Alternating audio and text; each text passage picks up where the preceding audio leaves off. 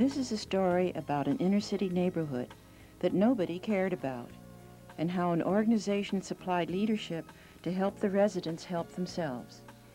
What is being learned in this process can be applied to any other community as long as people can get together, work together, and enjoy a sense of belonging. Welcome to Garfield, a neighborhood in Phoenix, Arizona. 440 acres of old homes, vacant lots, and poverty. It is also a place of renovation and change, of hope mingled with despair, of people concerned about their neighborhood and wanting to preserve its flavor. The last 20 years have seen great changes in the living conditions and in the people who live here. Hundreds of homes were torn down in order to build a freeway, and although there are more than 2,000 families in the neighborhood, homeowners are being replaced by renters. The population, primarily Hispanic, increases every year with the influx of immigrants from across the border. Like most inner-city areas, there is also growing crime and the accompanying fear and mistrust among the various ethnic and age groups. This too is changing, thanks to some people who were encouraged to get together and try to save their neighborhood.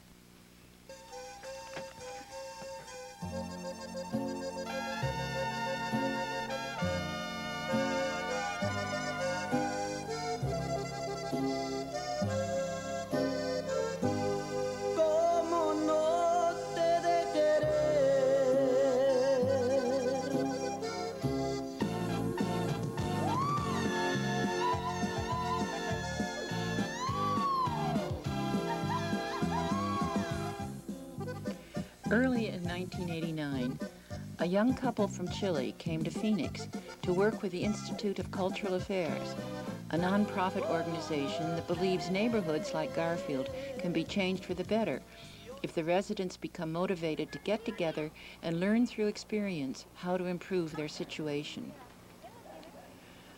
Raul Joquera and his wife Angelica Rodriguez were assigned by ICA to work with the Garfield neighborhood from the ground up, using the beliefs, training, and experience they had gained as staff for ICA in Chile, Peru, Brazil, and Venezuela. Within a short time, they began going from door to door, getting to know the many kinds of people who lived there, finding out what they were most concerned about in the area. Within a few months, they had visited more than 150 families, discussing the issues of the neighborhood, and had placed announcements in the local newspapers about forming a group of concerned residents that would meet together and get started on improving the neighborhood. 2 planning events were held, which resulted in forming the Garfield Organization, a neighborhood alliance, in April 1989. A board was selected, made up of residents, and Lupe Cisneros, a resident who had lived in Garfield 18 years, was elected president. I'm really working hard to see that maybe we can make this neighborhood into a neighborhood where we can all live like one family, help each other, and care about each other. And I think that if we can accomplish that, I think we will have accomplished something that may not have ever happened if Garfield Neighborhood Organization didn't exist.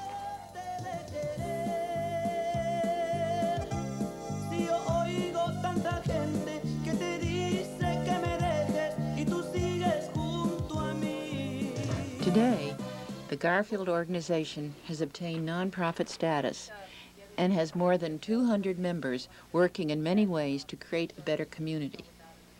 Once a month, an open meeting is held in the local elementary school. Attendance varies, but what is important is that people are encouraged to contribute their ideas about what needs to be done and what kinds of projects in cooperation with local city officials and agencies can help them accomplish their goals. Getting to know one's neighbors has been a priority, so a monthly newsletter and leaflets containing information about the organization were printed in both English and Spanish and passed out by the members to their neighbors.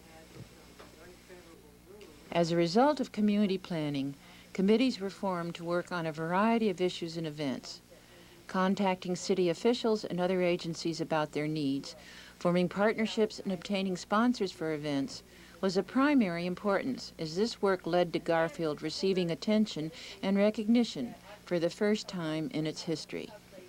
It is working. The reason I say it's working is because we're here and we got committees. When I started coming to this organization, I was getting very frustrated as to what was going on because I was doing a lot of work in my community, in my block area, and I wasn't seeing results. But now that we got committees and we got coordinators coordinating those committees and having regular meetings, we can see the results.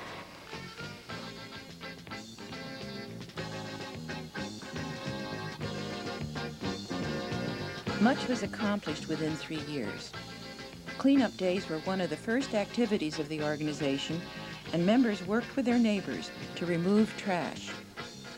This effort resulted in a closer working relationship with the city maintenance department, which now has a special trash pickup 4 times a year.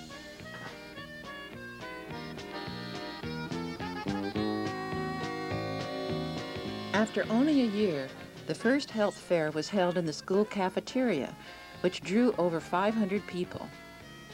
Many agencies partnered with the Garfield organization to educate the residents about their health and give them important information about the kinds of services available for them in the Phoenix area. This was especially important for the Hispanic families that attended and who couldn't speak English. They appreciated the help from the Garfield organization members who translated for them.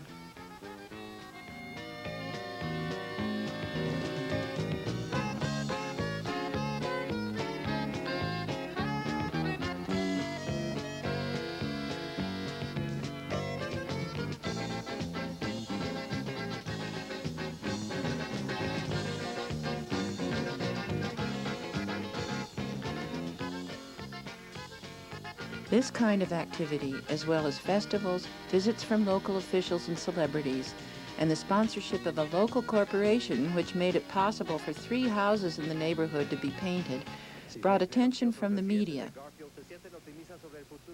By the 3rd year, Garfield had created new partnerships.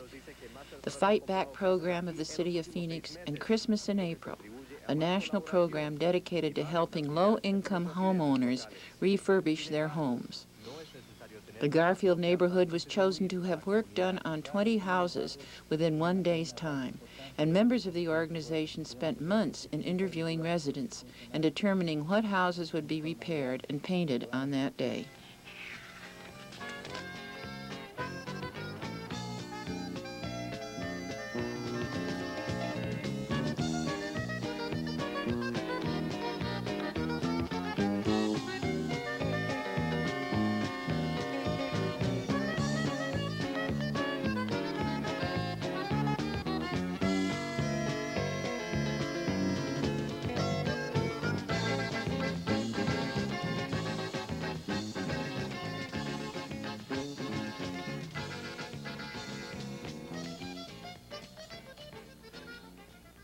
The Fight Back program awarded the Garfield neighborhood $80,000 worth of services, such as increasing police surveillance, obtaining better lighting in the streets, and maintaining public structures. A ceremony to honor this partnership was held on February 1992, and many people participated.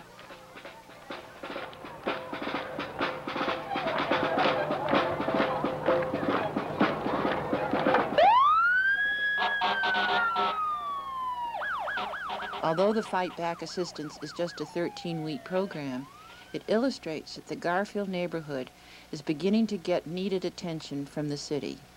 I'd like to welcome all of you and introduce you to 2 friends that I met just today. Friend number 1 is Rosendo. Friend number 2 is Anna. And isn't really this the reason that we're here? For the kids, for a decent place to grow up, and for a decent community to live. That's what this partnership is all about. I appreciate your support, We'll be in your neighborhoods for the next 3 months. We'll be seen often. We'll do what we can. Help us help you.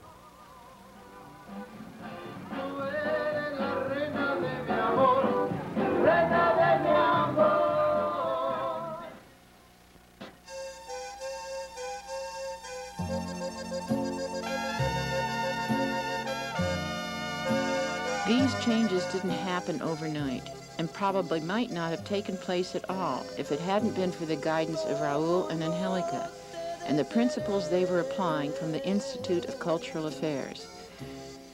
Marilyn Nugent was a very active board member from the beginning. She participated in several workshops and facilitator training sessions held by ICA for members of the community, and she acknowledges how this experience changed her life. It changed the way I viewed working in the neighborhood. It changed what I thought the neighborhood organization should be. It no longer was a high priority for me that the neighborhood organization function like a homeowners association. Rather, I became aware of how incredibly important it is to have discussion and consensus by people, everybody we could get in the neighborhood, and to use the techniques that they offered because it allows everyone to contribute. One thing I'd really like to point out that I have learned, and many of us have learned, from Raul and Angelica. They use projects in the neighborhood, whether it's cleanup or graffiti, paint out or whatever, to get people working together. We were oriented toward the task, you know, getting the graffiti wiped out, getting the alleys cleaned up. And the tendency was for one or two people to organize it and do it. They have brought an awareness level to us that really the important thing is not how well you get that task done, but the working together, the process.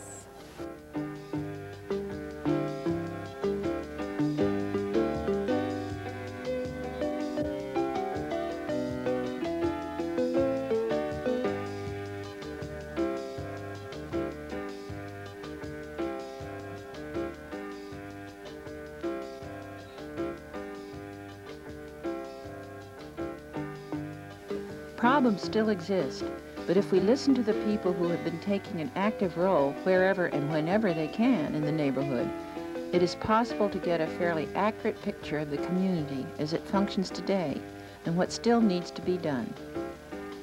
Doug Fox, a retired homeowner, has lived here for 5 years and finds a central location close to the city an advantage and the neighborhood friendly. However, he is aware that his section of the neighborhood does not represent the majority of the residents. The area that I live into, quite frankly, is one of the nicer areas and has some of the nicer old homes.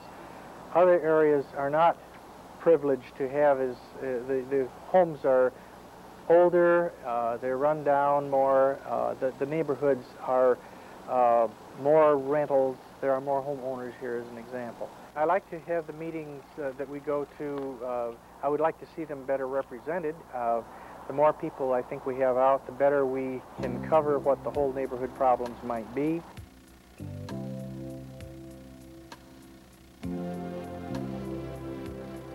The Garfield neighborhood is 65% Hispanic, yet there is much less representation in the organization. One of the active Hispanic members is Senora Aros. She is a homeowner and has lived here 35 years. She remembers better days, but does not want to move. Oh, everything was beautiful. Everybody had beautiful lawns and flowers, and everything was, well, people were younger. You know, 35 years ago makes a lot of difference. I like the neighborhood here. Yes, you go down like that, and if the people, they tell you they like the neighborhood. We've been here for so long that I don't mind walking around here or anything, but they say it's dangerous. It's dangerous every place. Next door to Senora Aros lives her granddaughter, who, with her sister, recently purchased the house. For her, the present has hope. I've been here for 23 years, and my family has been here for over 50, 60 years. And the way I feel about the neighborhood is I feel like it has some really good potential, as long as people, everyone, neighbors, everyone just takes an active role in preserving the neighborhood. And I think it can happen. Mr. Daniel Pena is sympathetic to the new immigrants and is involved with one of Garfield's partnerships, the Neighborhood Housing Service, to provide the opportunity for these people to purchase homes. Many new houses are going to be built in this neighborhood, and there are many Spanish-speaking folks that qualify to have a new house under the low-income program. But we're going to have to work on a program to translate to them when these meetings are come about, explaining how this program works. The people in my neighborhood they're homeowners and they're elderly, in which they cannot always get out to these meetings. Not that they they approve of what we are doing, but they can't always participate. They want to stay in this area. They do not want to be forced out by gangs, drugs, and etc. So they are very much enthused about trying to keep it and to fix it up. Arlene Muir has been an active board member of the Garfield organization from the beginning and is always ready to visit with friends, such as Gloria and Dave Hayes, to discuss the latest project of concern and share ideas with Angelica. Their home is in one of the older areas. And it was the love of these older homes that brought us here, and plus the fact that we couldn't afford to live in a more expensive neighborhood with older homes, so we found ourselves here. And I have to admit, it was a different culture, a different type of life than we'd ever lived in before. And it's been really interesting living here and getting to know how different people interact. And this neighborhood has so many different nationalities in it. And it's just been so interesting to just see how different people are, and yet they're really all alike. When you get to know them, they're really all alike. So this has been a lot of fun and a lot of heartache, too. A lot of things have been hard to get used to here because we are in an area where there is quite a bit of crime, and that you hear guns going off and you hear things happening, and along with that comes the fear. And of course you overcome the fear, and then you look at the positive things. But there has been a lot of good things, and I want to stress the good things. There's been a lot of growth in me personally, I'll say that, because I look at people a whole lot differently than I used to.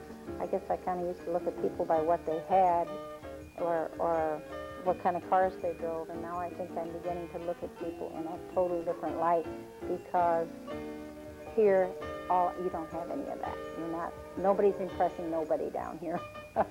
So that's real good.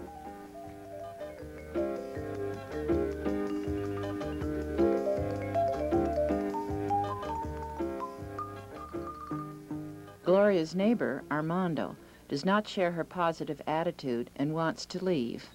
Well, the reason why I'm moving is that I'm very happy with my house. I work on it, and I'm very happy, my wife and my 2 kids. The reason why I'm moving out is because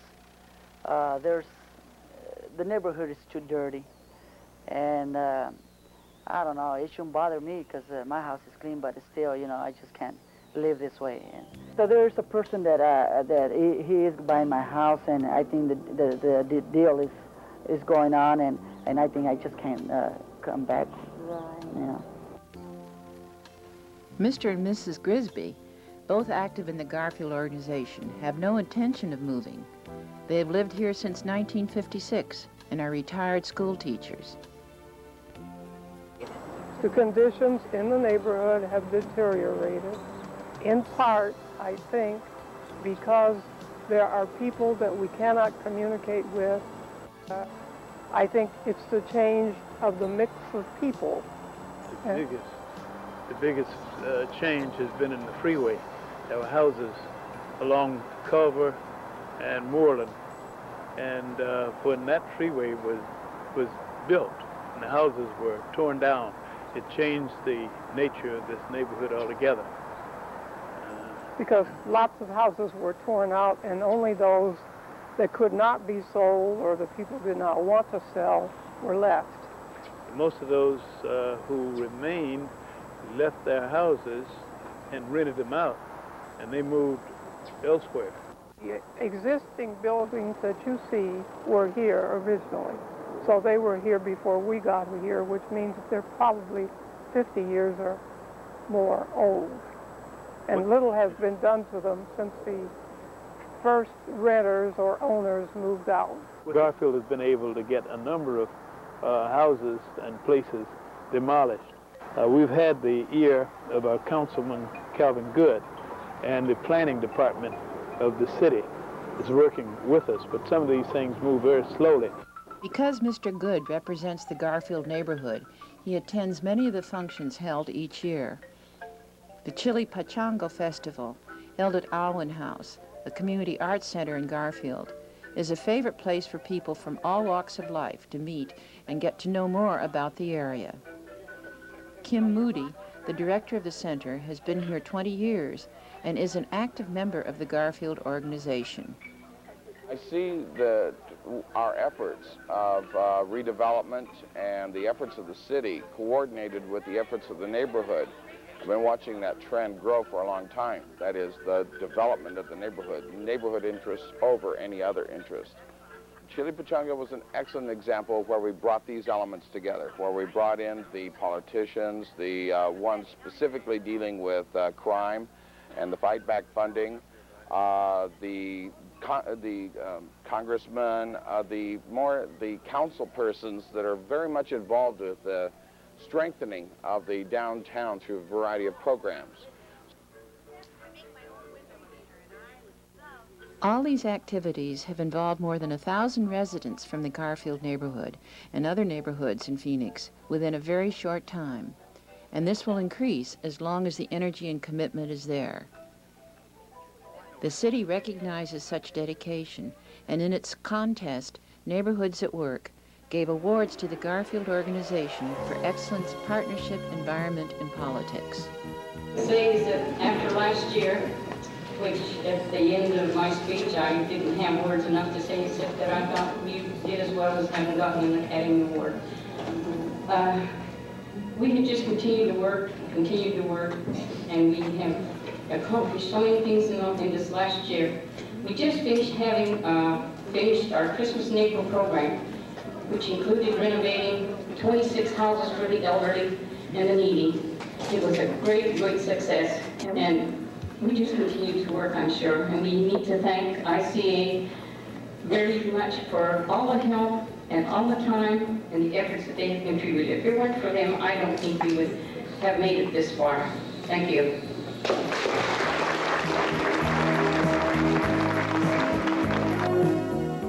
Field organization, now that it's approximately 3 years old, is at a real turning point.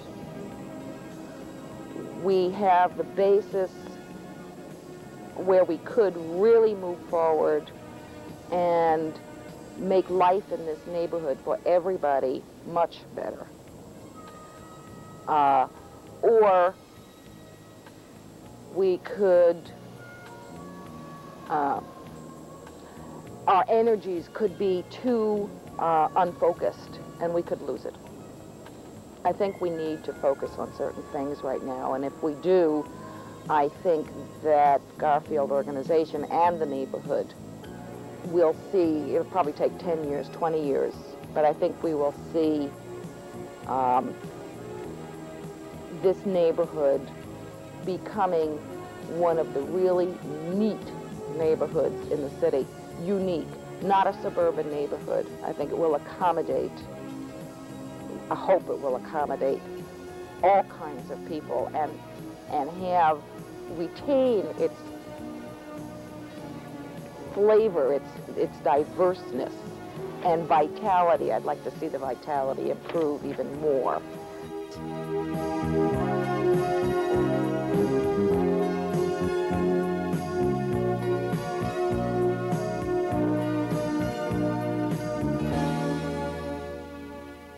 Quiero saber para que todos nosotros estemos juntos, peleemos juntos, lloremos juntos. That means for all of us to fight together, be together, and cry together.